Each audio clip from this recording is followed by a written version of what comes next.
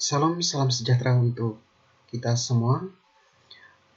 Pada kesempatan ini kita akan membahas tentang bahan ajar atau saya istilahkan dengan learning materials atau disingkat dengan LM dari LK5. Tujuan yang ingin dicapai dalam pembahasan ini adalah agar peserta dapat memahami konsep dan hakikat LM. Kita masuk kepada tataran konsep. Yang pertama, LM adalah segala bentuk bahan yang digunakan untuk membantu guru dalam melaksanakan kegiatan belajar mengajar di kelas. Atau benang merah dari konsep ini adalah segala sesuatu yang menjadi isi kurikulum yang perlu atau yang harus dikuasai oleh peserta didik. Konsep berikutnya adalah bahwa materi pembelajaran juga sebagai bahan yang diperlukan untuk pembentukan pengetahuan, keterampilan, dan sikap yang harus dikuasai peserta didik dalam rangka memenuhi standar kompetensi yang ditetapkan.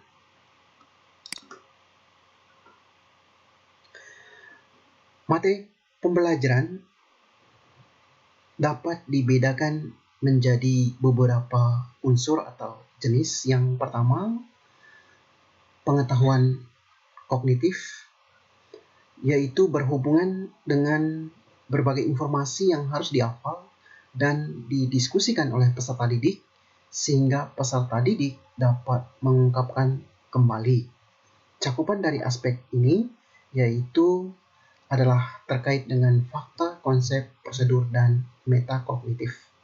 Lalu yang kedua adalah afektif, yaitu berhubungan dengan sikap atau nilai.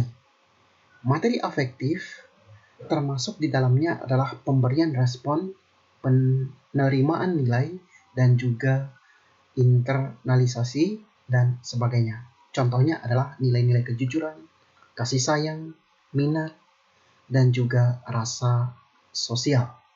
Lalu yang ketiga yang terkait dengan unsur LM adalah psikomotor atau keterampilan.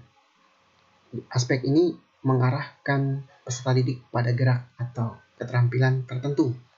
Ada dua bentuk keterampilan, yaitu keterampilan intelektual yang berhubungan dengan pikiran dan juga keterampilan fisik atau motorik.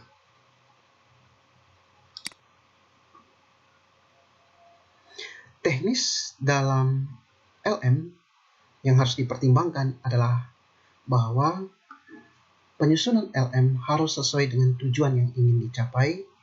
Lalu yang kedua harus memperhatikan kesederhanaan materi. Lalu yang ketiga, desain pesan yang bagus. Lalu yang keempat, organisasi bahan. Lalu dilengkapi juga dengan petunjuk penggunaannya.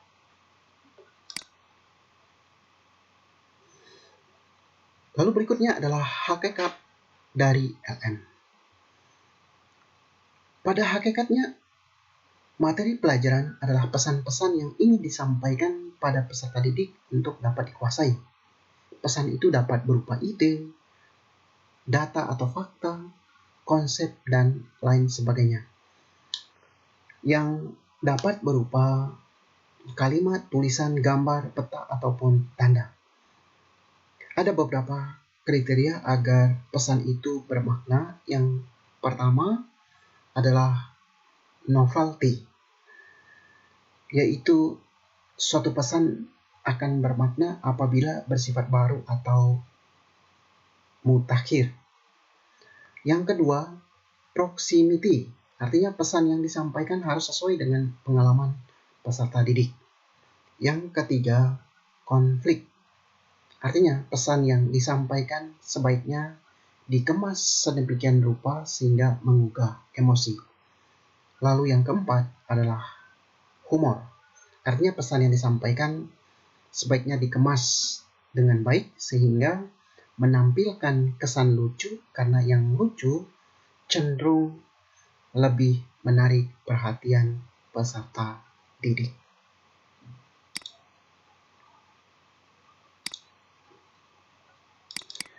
Demikian penjelasan singkat terkait dengan hakikat LM. Terima kasih.